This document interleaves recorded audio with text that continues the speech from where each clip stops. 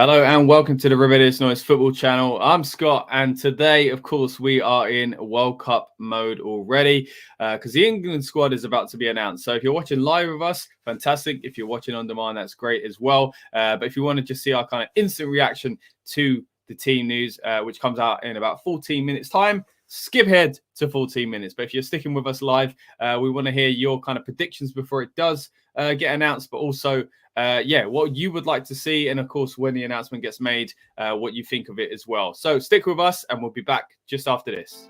Welcome to RNFC, the official Rebellious Noise Football Channel, where you'll find content such as goal hanging, live match reactions, as well as news and opinions on all aspects of the beautiful game. We will also cover some of the more cultural side of the sport, such as kit reviews, football nostalgia, and in-depth historical pieces on those who built the game that we love today. So win, lose or draw, make sure you subscribe before the full-time whistle blows.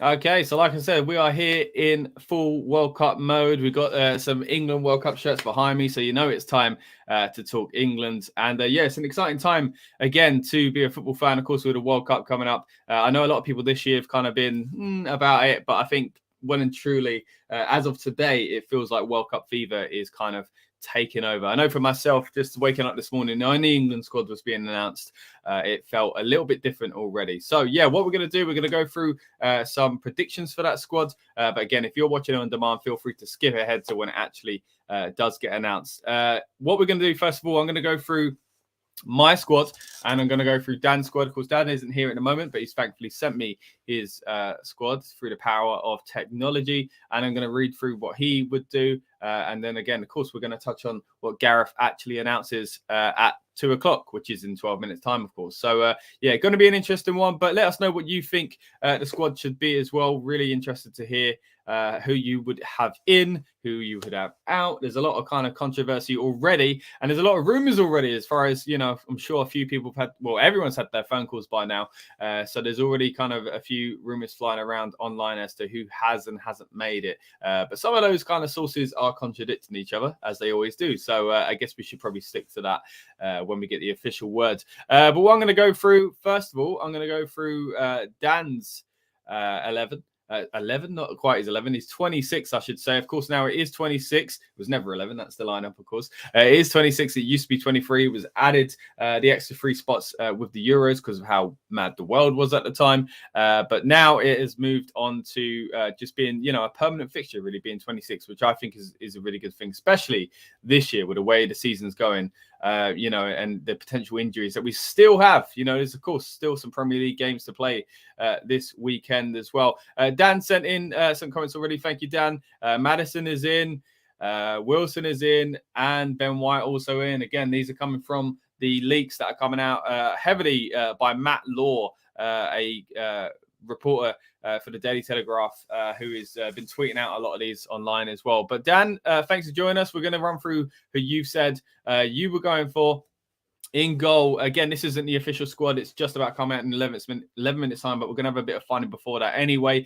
Dan went for in goal Pickford, Pope, and Ramsdale, and said that the third keeper spot was probably a toss-up between Ramsdale and Henderson, but I think Ramsdale would just nick it. Now, for me personally, I'll get into my one in just a bit. I don't think it's nicking it for Ramsdale. I think Ramsdale very much deserves to be in this squad. Of course, this is coming from an Arsenal fan, and Dan, of course, is a Man United fan. I know Henderson's not there at the moment, but of course, he does have that affiliation. Now, I think when it came to the Euros, it was a toss-up between these two. But for me personally, I think it's Ramsdale at the moment. Going into defenders, Dan's gone for Trippier, Walker, Trent Alexander-Arnold, Stones, Maguire, Cody, White, Dyer, Cresswell, and Shaw. And he says, as much as I don't think Maguire should make it, Southgate will 100% pick him. Gay from Palace and Tomori from AC Milan should make the squad, though, over Maguire. So he doesn't see them getting in, but personally would prefer it himself, it seems. Midfielders, he's gone for Bellingham, Rice, Ward-Prowse, Mount, Foden, Grealish, Saka, Sterling, and Sancho. The lack of Jordan Henderson and Calvin Phillips, he thinks will speak volumes, and he don't think each player will make the squad. and thinks that names chosen are probably ones who will go. As for James Maddison, Dan thinks he will narrowly miss out, which, yeah, that's the big one at the moment, whether or not Maddison does get in. Again, a few rumours flying around now. And strikers, Dan's gone for Rashford, Kane, Callum Wilson, and Tammy Abraham. Certain arguments could be made for Ivan Toney, but the stuff off the pitch, he says, he thinks will cost him a place here. And Kane is undoubtedly first choice.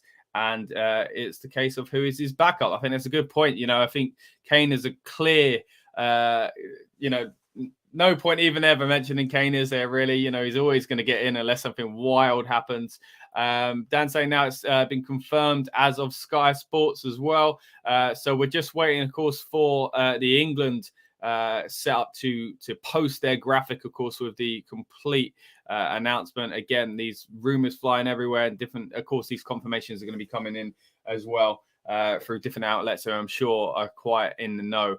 But yeah, Dan's squad there, quite an interesting one. For me, it is a little bit different, I've got to say. I haven't gone for Cresswell, for example. That's a big name. I can see a difference in mine and Dan's. So I've gone for in goal, Pickford, Ramsdale, and Pope.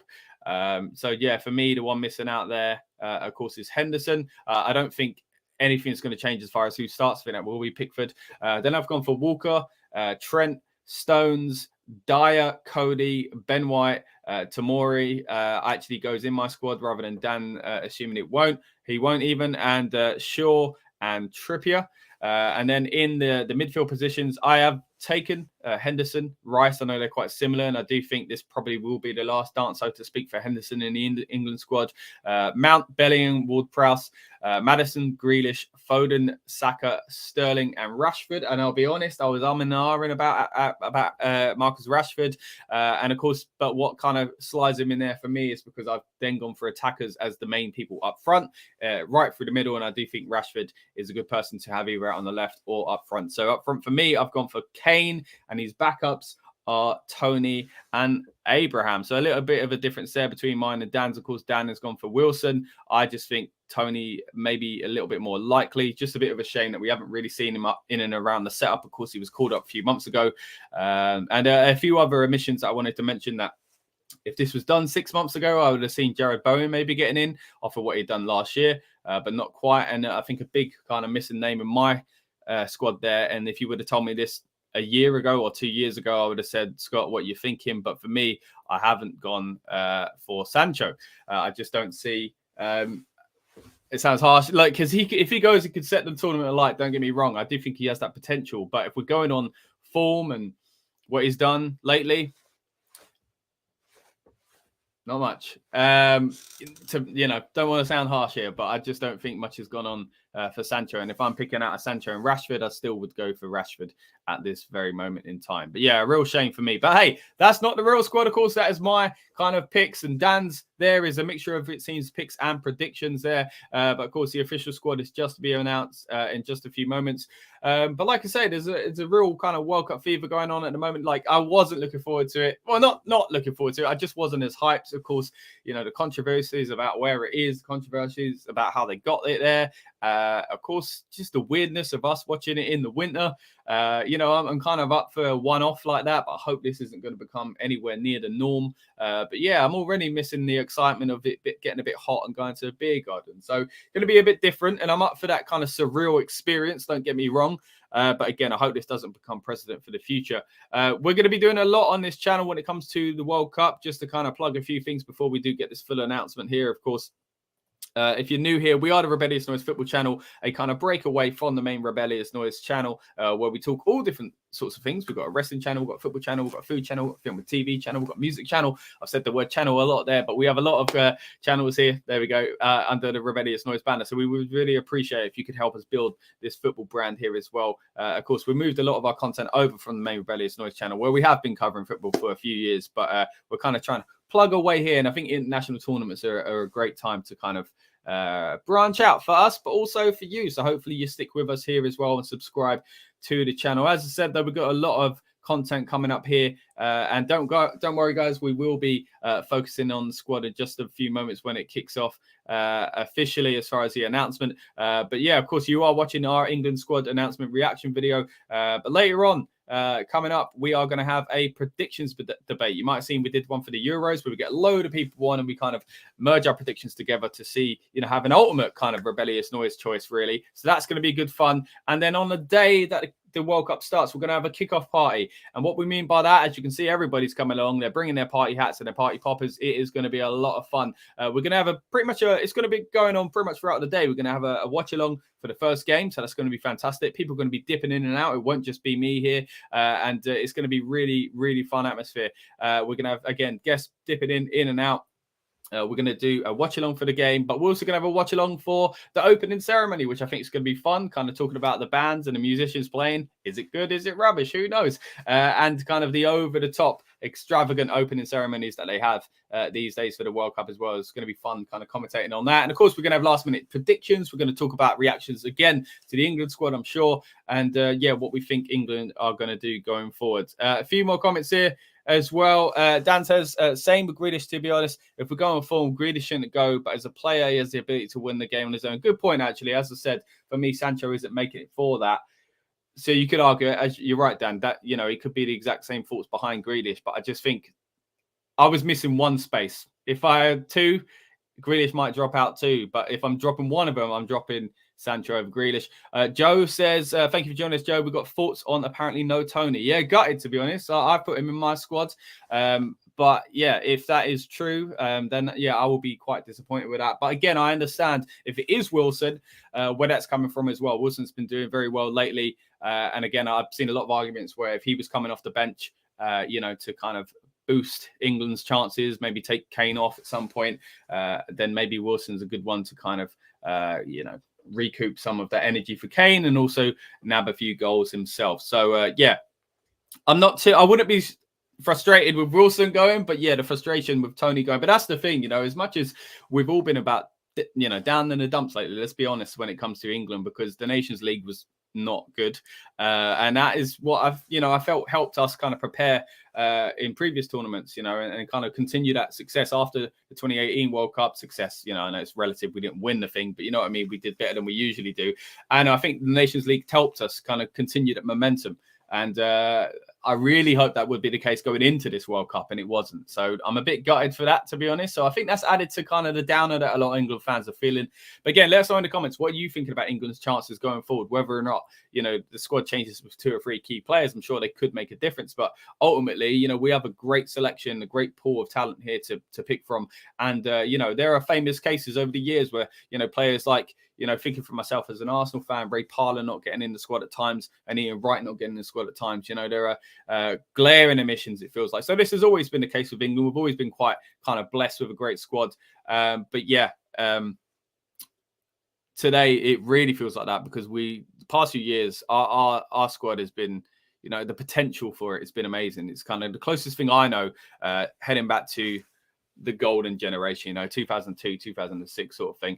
Daniel asks, is it on TV? I'd imagine there will be coverage on TV channels, but I don't think the press conference will be, I'm sure, which happens at 2:15, where Gareth's going to kind of explain his picks to the media. And Nketiah should go. That's a big call. I mean, there's a lot of rumors that he's going to possibly, change allegiance here as well because he hasn't been called up. One of the greatest, of course, in youth level, you could say, for England, the greatest, overtaking Alan Shearer's record, of course. But whether or not he kind of breaks into the main squad, I don't know. And again, speaking as an Arsenal fan, kind of hasn't done too much this season, to be fair to that as well. Right, anyway, it's 2:00, so that means we should have the squad in. Let's have a look as it come up on. All right, the wait is over. Let's go. Hold on. They've done it with a video again, guys. Let's bring up this video. Let's bring up Twitter. Let's have a look.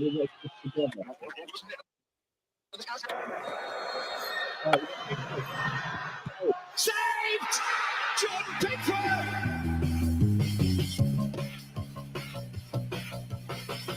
Right, we've got Trent Alexander-Arnold. We've got Colin Cody. We've got Eric Dyer, Harry Maguire, Luke Shaw, John Stones, Kieran Trippier, Kyle Walker, and Ben White. I'm happy for Ben White, I got to say. Right, who we got coming out in defence? I love this, by the way. Got Bellingham, Gallagher, Henderson, Mount, Phillips. I missed the last one, guys. Who do we have there? Let me go back a little bit. And Declan Rice. Wow, I was going to put Conor Gallagher in my team, actually. And I thought, is that too much of a pipe dream? Wow. All right, Foden, Grealish, Kane. Maddison made it. Marcus Rashford and Bukayo Saka. Our star boy gets in. Raheem Sterling, of course, Callum Wilson. So it looks like Ivan Toney is out, as we mentioned. Right, let's give this a little bit of a pause here. We've got, again, let's recap. Goalkeepers, Pickford, Pope, Ramsdale. Any glaring omission, guys, give me it in the comments if I'm missing it out here. There's so much to take in at once, of course. This is an exciting time, but it is hard to keep on top of it. We've got Trent, we've got Cody, we've got Dyer, we've got Maguire. And Maguire, I've completely missed over that. Maguire's going, guys. What do you think about that? I mean, I think if he's going to be there, he's a great person to have in the camp and as a backup. But on form, my goodness, he should be nowhere near the starting 11. But hey, if he's there to kind of do a job, as they say, maybe that's a good thing. But who's he taking the space off, guys? Who have we lost out on here? Trippier, Walker, Ben White. In the midfield, we've got Bellingham, Gallagher. Again, great kind of call up for Gallagher. Fantastic. I'm sure he is so proud. Henderson, as I'm sure most of these guys are, all of these guys. Mason Mount, of course. Calvin Phillips is back in the squad. Now, he wasn't for me, although he was a star in the Euros, and that's undeniable for me lately. What have you done for me lately, sort of thing, you know? So Declan Rice is in. Phil Foden, Jack Grealish, Harry Kane, Maddison, Rashford, Saka, Sterling, and Wilson. Oh, my goodness, what a squad. Again, no matter who came in, it was going to be an exciting one as well because we have such an amazing amount of talent here. Of course, Pickford, Pope, Ramsdale, Dan says, and we've got Daniela saying that Maguire has been great for England. Look, I agree with you. That's been the kind of discourse around Maguire for a long time. But again, if we go to the Nations League, he weren't great for England then, was he? But then again, you could argue, who was? So hasn't been great in that sense there. Dan, thank you for sending in the squad here because I'm going to have to kind of keep jumping around on this one as well. Let's quickly take the Twitter feed off just for a moment and touch on who we've got here as well. Thank you, Dan, for sending in the squad here.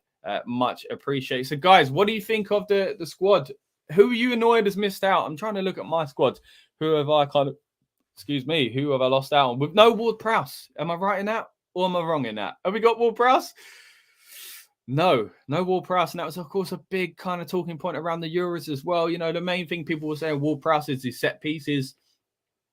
Yeah, that's a shame. That's a shame. So I guess that's the name that maybe is kind of lost out by having the young, exciting, fresh Conor Gallagher as well, in the sense that Conor Gallagher's not really been around the England setup that much. So then again, Ward-Prowse hasn't had many chances himself, you could argue. So, oh, my goodness. Right, yeah. So everybody, please let us know in the comments what you think of the team that we're getting in so far. Well, not so far, it's complete. What do you think of the team that we've got here? It's an exciting one, no matter who does or doesn't go, I've got to say. But at the same time, there are some glaring omissions, but you can only kind of work. You can't please everyone, let's be honest. It's a shame for, again, guys like Ward-Prowse, Ivan Toney as well. Again, I'm gutted to see that he's missed out, but right, yeah. Again, what do you guys think of Maguire being? And I know that's been the biggest kind of thing lately, really, that it was almost a foregone conclusion by a lot of people. Like, no, Maguire's not even in. It used to be a controversial thing to say. It used to get you clicks and that kind of stuff. Nowadays, I think it's just become part of, yeah, okay, I get that. But, you know, it's anyway, here we go. We got the squad up again. Jordan Pickford, Nick Pope, Aaron Ramsdale, Trent Alexander-Arnold, Cody, Dyer, Maguire, Shaw, Stones, Trippier, Walker, Ben White. Let me see again if there's anyone glaring omission from my defense here. Oh, wait, no, Tomori. Okay. Oh, right. That's another big name missing. That's a real shame for me. I know lately form has seemed to drop off at AC Milan. Mistake the other day, I know as well, which come out of a bit of a bad time, I'm sure. You would think a lot of these names were kind of done early on, but where we're still in the season here, Gareth has probably had to do this pretty much last minute, some of these, you know? So you never know if things like that do come into play with it as well. So Tomori missing out as well. That's a real shame for him and fans of his. I think you got names like Dyer, Gareth, I know he said a lot. He's not picking on club. He's picking on form and stuff like that. And that's not me kind of downplaying Eric Dyer at all. But there's been times where there has been players that have come in that are his favourites. And I think it's a balance, it's a balance between, you'd never let me down sort of thing before, which will be your Dyers, your Kanes, your Rashfords. Who else would you put in that kind of thing? Sterling, of course, as well. But Dyer has been dropped before. So for Dyer to make his way back into the squad as well, credit to him. Again, even as a Gooner, I've got to give credit where it's due there to a player like Eric Dyer. When he's on form, I do think he's a fantastic addition to the England setup. So, yeah, again, big part of course, 2018 as well. So, yeah, we got Dyer in there, of course. But again, I was picking him anyway. And then moving into the midfield again, let's go. With me, I'd see it's hard because how do you kind of differentiate attackers, forwards? My omissions, I think, glaring one for me, that we don't have Ward-Prowse. We do have Henderson and Rice. I know there's been a lot of talk lately. I mentioned it earlier on that possibly Henderson could be missing out at this point because he's kind of getting towards that end of his career, especially in an international sense, because usually, of course, players drop international duty before they drop their club side, of course. Jamie Vardy in recent years has been a great example of that. A real shame, in my opinion, though, because I would love to see Vardy still in the setup, especially in the Euros, just gone. But hey, Henderson still gets in. And again, me not sure about picking him. I did pick him ultimately. Me not being sure isn't because I think he's not a great player or that he's past it or anything like that. I just felt like he's starting to get towards the end, and that's not me saying he's past it. But when you've got Rice stepping up in a similar role, and now we've got Phillips as well. I know Phillips worked really well with these guys in the Euros, but you could argue, again, this is going towards Gareth's kind of side of a very, very defensive unit. And that's the worry, of course. Let's be real, Gareth Southgate is a defender at heart by trade. That is who he is. And I know the big argument these days is that he can't take us forward with this kind of, wasted generation. People are starting to see this as, and I do feel like, and of course, we'll get into predictions and things like that when we have our prediction show on the channel as well. But I do feel like it's a bit of a kind of now or never thing for Southgate. And that's tough as well because tournament football is so unpredictable.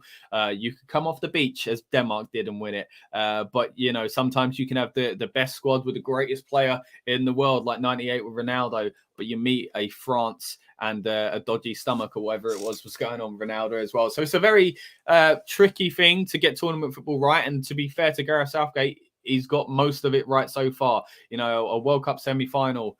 We got a shirt over there. There we go. And of course, a Euros file. They cannot be understated. But let's be real. Both of those games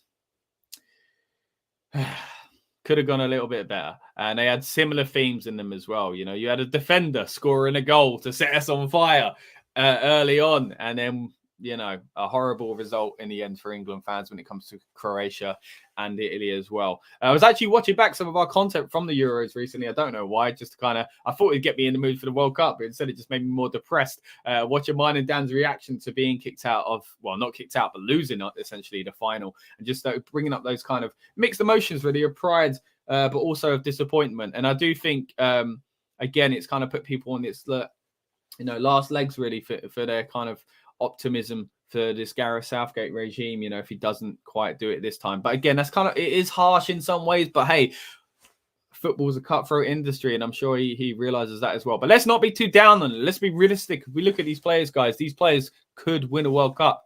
This is the least optimistic I've been going into a tournament. You know what? Saying that, 2018, I wasn't massively optimistic. That gave me newfound optimism. And the Nations League, I know it's not quite on the same level, but I was really excited about that on the first one. And we got to the semi-finals, got spanked by the Netherlands. And then with the Euros, I was very optimistic. And I think right to be so, because my goodness, look at us. We got to the final, although we didn't do it. I think we'll look back on that in the future as as tough as that was, as a great kind of achievement. But this time, I got to say, guys, I'm going into it with less optimism. And that's not the squad. That is Gareth and his kind of tactical side and the decisions he's made and things like that. So, bit of a tough one there. Whether or not we're going to win it, hey, I'm not saying it this time. I was cautiously optimistic for the Euros. We were all giddy and excited, going, should we? Is it cheeky to say we're going to do it? It's coming home and all that fun stuff. But this, if you would have asked me 6 months ago or a year ago, I would say this is straight after the Euros, I would have said this is our best chance of winning the World Cup since, I was going to say that one there, 1966, of course, but really 1990, when we were, one game away from the final. The 98, of course, a tournament I hold in high regard as well. I'm trying to think if I've got little, let's have a look. I thought I had little footings around somewhere to show off, but I don't. 98, of course, a great tournament as well, but fell short. And the Argentina game and disappointment there. But going to 2002, I keep doing the wrong side, guys. 2002 over here, of course, that was a little dance move there, isn't it? 2002, of course, where that golden generation really starts kind of picking up. In 2006, for me, oh my goodness, a real disappointment as well. And into that next generation, it ends up being kind of dubbed this kind of, the wags and the kind of gone the golden generation, but now the superstars who just can't quite do it on paper and stuff like that. And hey, let's not be too down, but of course, things have lifted, and I've got to give Gareth his due for that. I think he's, he might not be the man. If we don't win it this time, maybe he's not the man to take us forward, but whoever does the next thing, whoever takes us over, and if they win it because they have a new approach, then they couldn't have done it without Gareth, is what I would say, because I think what Gareth has done has been incredible in certain ways, but of course fell short in others. But hey, that is life. But anyway, this has been a fun one, guys. Thank you to everyone that's joined us live and on demand. We really do appreciate it. Still time to get your comments in down below. Of course, on demand, we will kind of go through them if you drop them in the comment section as well. As always, as all YouTubers do, you got to ask for a like, you got to ask for us to be subscribed by your kind self as well. And if you will stick around for our next streams as well. Our next live stream will be the World Cup 2022 predictions debate, which will be on Sunday, the 13th of November at 7 p.m. GMT. That's going to be fun. Again, if you were here for the Euros when we covered it as well, we all just jump on and kind of argue to death until we come up with an ultimate kind of bracket, really, and winner at the end of it. And who knows, it could be England. Last time we tried not to make it England, but England got pretty far. A little spoiler alert. I don't know if you'd ever want to watch our predictions for Euro 2020, but there it is on the channel if you wanted to. After that as well, we're going to have our kickoff party. As I mentioned earlier on, this is going to be a fun one, guys. We're going to have a watch along for the opening game. Let's be real, it's not the biggest thriller out there. We've got Qatar, the host, of course, versus Ecuador. But hey, that'll be fun just to watch World Cup football. World Cup fever takes over, guys. You know what it's like. You start watching random matches here and there. But I think you want the first one to be a big one. But sadly, it's just, two teams that I don't think are going to go that far in the competition. But it'd be exciting to have World Cup fever back again. And again, we're going to talk predictions on there as well, last minute kind of predictions and opinions. We're going to touch on England a little bit more as well, and kind of react to the opening ceremony, which I think will be a good laugh as well. So thank you very much for joining us today, guys. We hope to see you again for another stream. Once again, drop your comments if you want to kind of chime in on who you think should have gone that has maybe missed out, and who you were happy to see that maybe you didn't expect. For me, one of those names, of course, is Conor Gallagher as well. So it'd be interesting to see how he fits in with the team as well. But anyway, I've been Scott. A thank you to everyone that's joined us, whether it's been dropping comments or just watching in the background. We really do appreciate it. And we'll see you very, very soon for some more World Cup content here on the Rebellious Noise Football Channel. Thank you very much, guys. See you in a bit. Welcome to RNFC, the official Rebellious Noise Football Channel, where you'll find content such as goal hanging, live match reactions, as well as news and opinions on all aspects of the beautiful game. We will also cover some of the more cultural side of the sport, such as kit reviews, football nostalgia, and in-depth historical pieces on those who built the game that we love today. So win, lose or draw, make sure you subscribe before the full-time whistle blows.